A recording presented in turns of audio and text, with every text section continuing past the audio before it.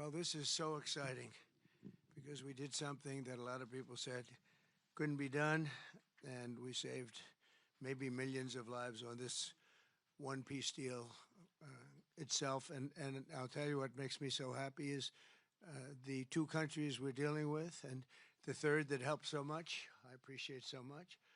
Maybe it couldn't have been done without you, but they really like each other. I'm not used to that when I do these deals. Usually there's a lot of hatred. They liked each other, so it made it a little bit easier. But millions of people are alive today because of this peace treaty. So before I begin, I want to extend our deepest condolences to the Prime Minister Anutin, as well as His Majesty, the King of Thailand, and the entire nation on the passing of Her Majesty, Queen Sirikhet, the Queen Mother, and a beautiful, incredible woman who is so respected all over the world, actually respected. I know the people of Thailand will remember her forever as the embodiment of dignity, kindness, and grace. This just happened, but this is a woman who was so loved and respected. Today we honor the memory by bringing the blessing of peace to the nation she dearly loved. She loved this nation like few people love their nations. This is a momentous day for all of the people of Southeast Asia as we sign a historic agreement to end the military conflict between Cambodia and Thailand. And we're so honored to be involved in that. It's so important to me. Two great countries, but they were going at it. I want to congratulate the two courageous leaders, and that's what they are. They were courageous, who are taking this monumental step. Prime Minister Hun Manet and Prime Minister Anutin. I also want to thank Prime Minister Anwar of Malaysia. I called him right at the beginning, and I said, you know, you have two countries that are fighting right next to you. We need a third place. We need a sort of a neutral place, right? And he was there, and I said to him, you know, if we get this solved, I'm coming to your country. And I told the truth, didn't I? A lot of times they say that, and that's the last you ever see. But I felt I had an obligation to come because you were so great, and the two men alongside of you are so great. Historic figures now. They're really historic figures. So I felt it was an obligation I had. I told it to you. That was about a year ago, and all of this has taken place. It's been so beautiful to see. It had started, and there was a lot of killing, and then when we got it stopped very quickly in this case. Some we did in 32 years. It took 32 years to get them stopped. They were fighting for a long time. This was very nasty, but it was stopped very quickly before it started, and the two leaders have great respect for each other. But the Prime Minister played a very important role in helping convene the two sides for discussions here in Kuala Lumpur. Earlier this year, an armed clash broke out along the border of these two countries, really ancient countries by most standards. They've been a long time, tremendous cultures, resulting in numerous deaths and thousands and thousands of people displaced from their homes. It was starting because of America's strong commitment to stability and peace in this region and every region where we can do it. My administration immediately began working to prevent the conflict from escalating. I held phone calls with both leaders. I was actually at Turnberry in Scotland when I did this. And we had a lot of phone calls, the three of us and then the four of us. We had a lot of phone calls. It was a beautiful day. I remember how beautiful it was. Turnberry is a great place, but I said, this is much more important than playing around the Gulf.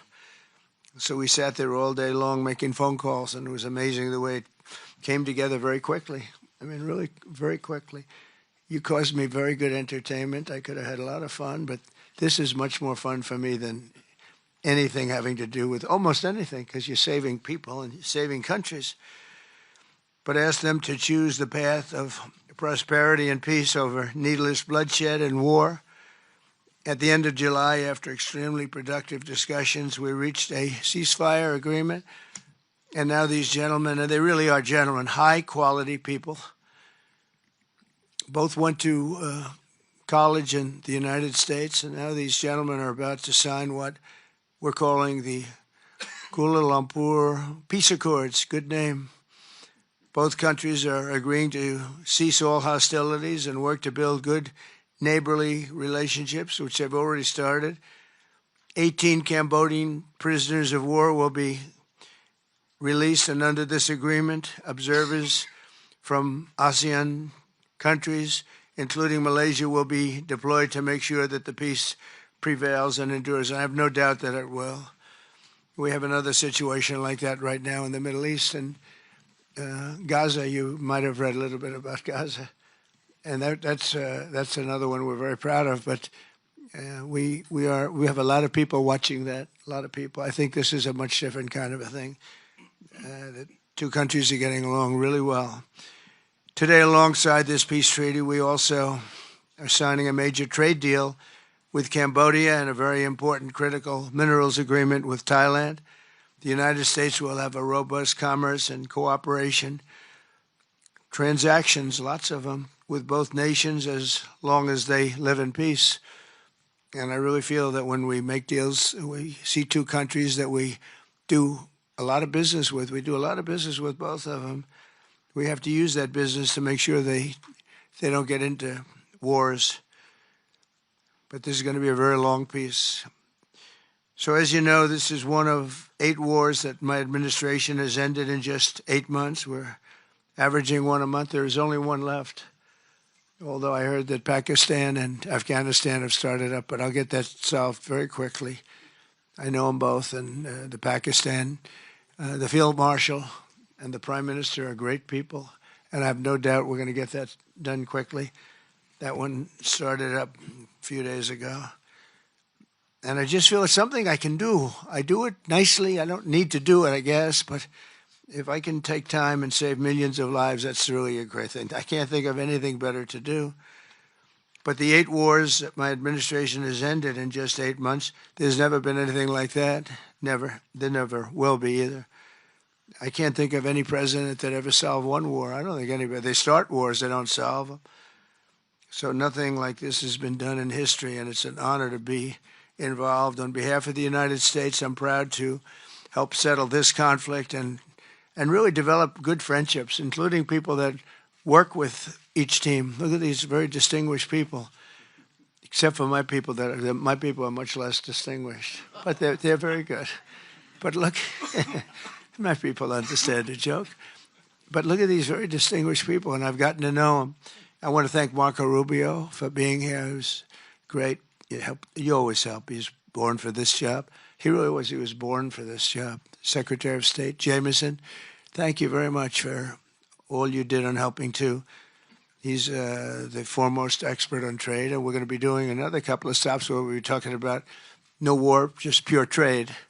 We'll be talking to President Xi in a day. We'll be stopping at Japan. We'll be stopping at South Korea.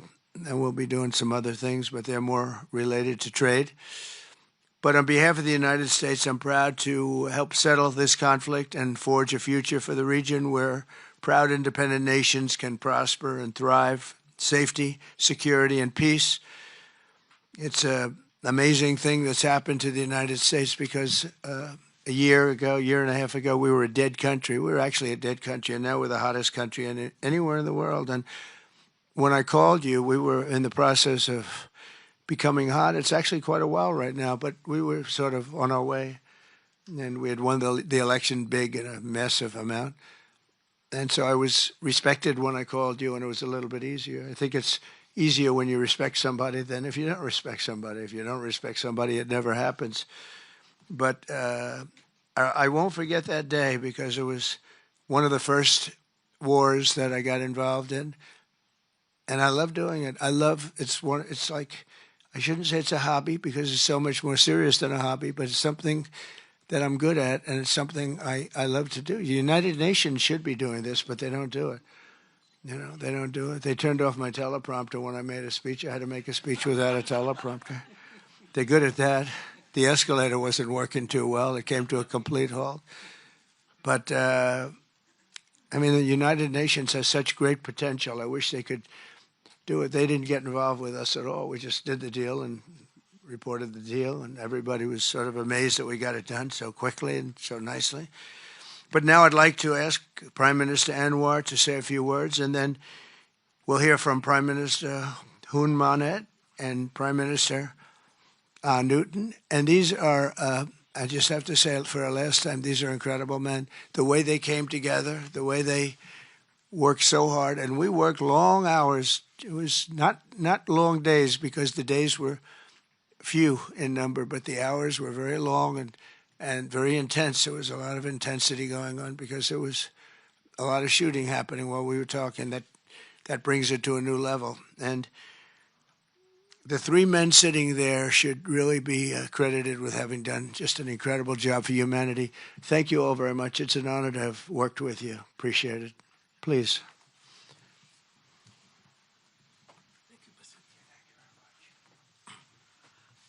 Thank you, President Donald J. Trump, for giving us this honor. And on behalf, of course, Malaysia and our colleagues in ASEAN, I must thank you for your concern, for your empathy, and for your commitment to support this peace deal.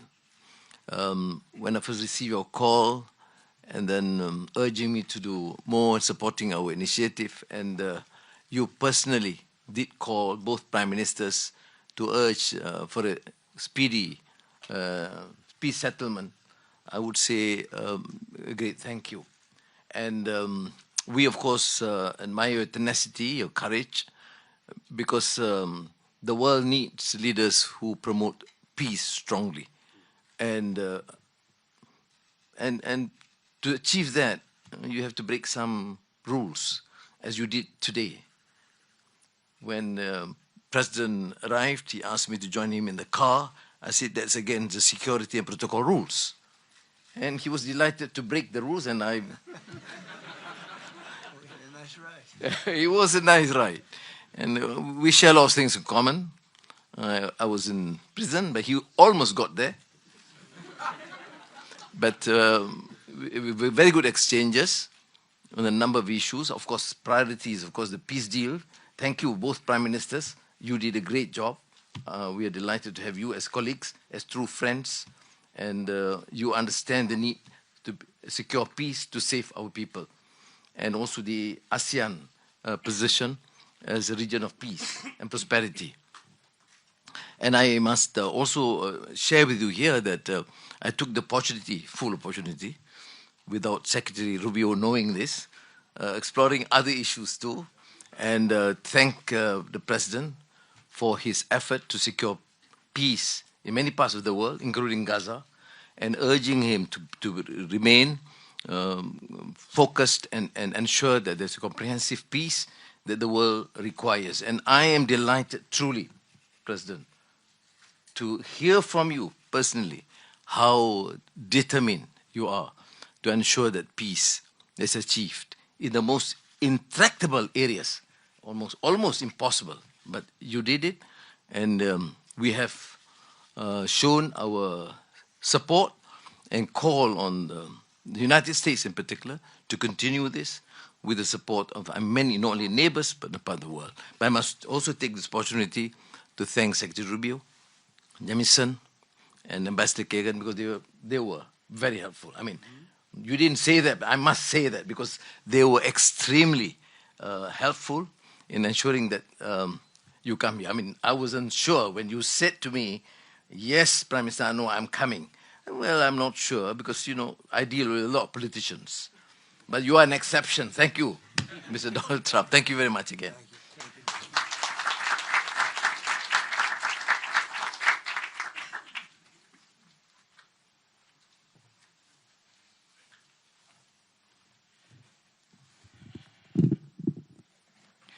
President Donald Trump, Prime Minister Anwar Ibrahim, Prime Minister Anutin Charnvirakul, Excellencies, ladies and gentlemen.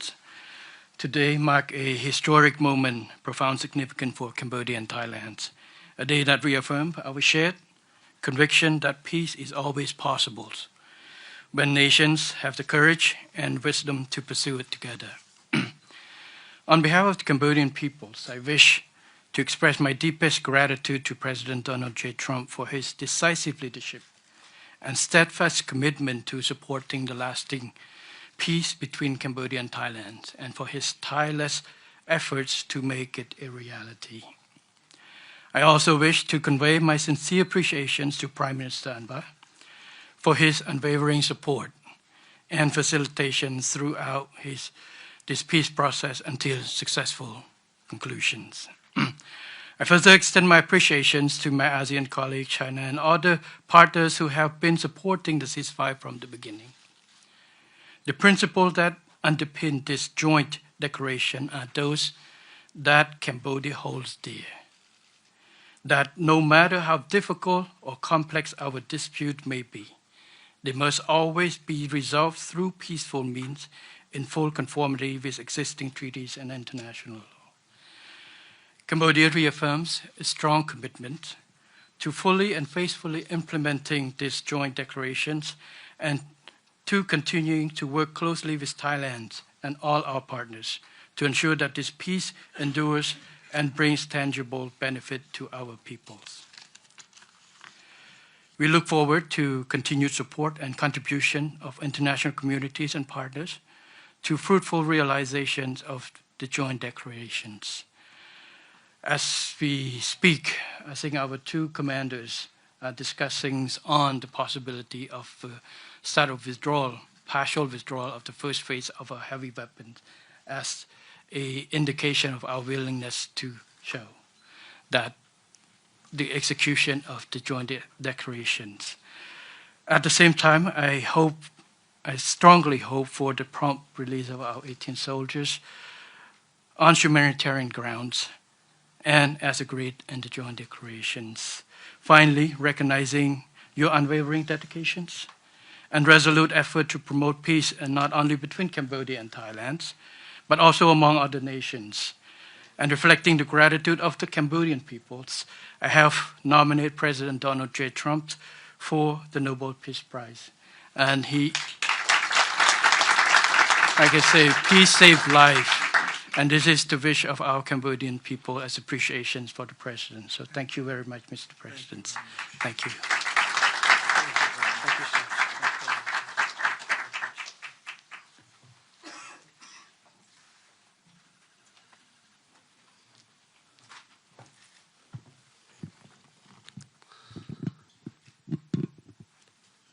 President Trump, Prime Minister Anwar, Prime Minister Hun Manet, Excellencies, distinguished colleagues, today marks a new chapter for Thailand and Cambodia. Today we take a concrete step towards peace.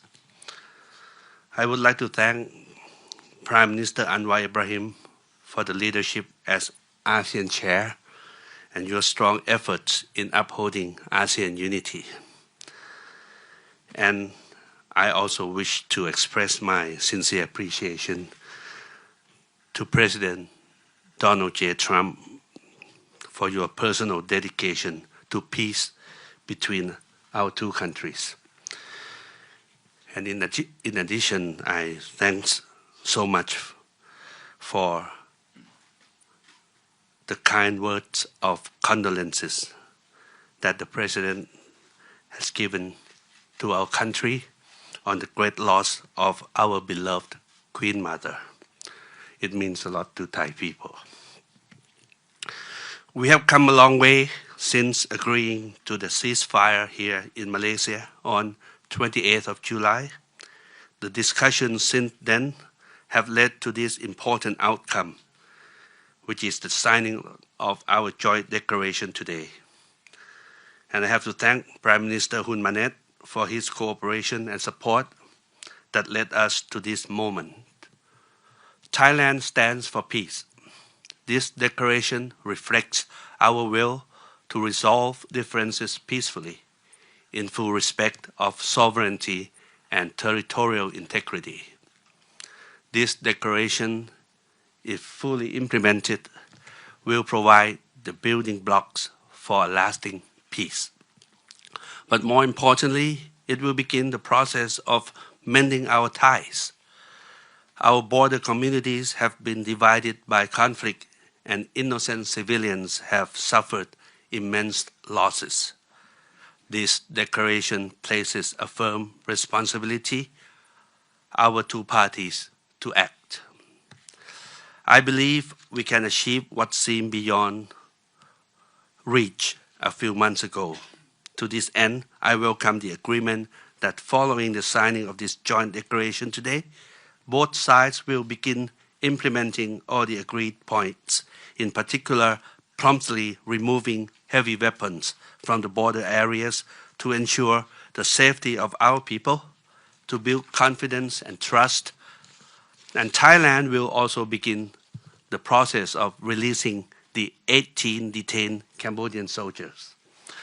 We have a responsibility to act in earnest and in good faith, and that we restore livelihoods and protect the well-being of our communities along our shared border. To achieve real change on the ground, what we agree on here must be implemented. Only then can we truly turn to a new page. Only then can we assure that our people's security and safety. Only then can we achieve real peace. This is what our people expect of us, and this is what they deserve. Peace with dignity. Going forward, I call on our friends to continue supporting this process so that the joint declaration is implemented fully and in good faith, rebuilding stability, trust, and renewed cooperation between Thailand and Cambodia and across our region. I am also pleased that today we announced the joint statement on the framework for a U.S.-Thailand agreement on reciprocal trade, which I hope will facilitate our negotiations on tariffs for conclusion by end of this year. We will also sign the MOU between our governments on cooperation on critical minerals, which will further promote resilient and sustainable supply chains for years to come. Thank you once again. Thank you from the bottom of my heart. Thank you.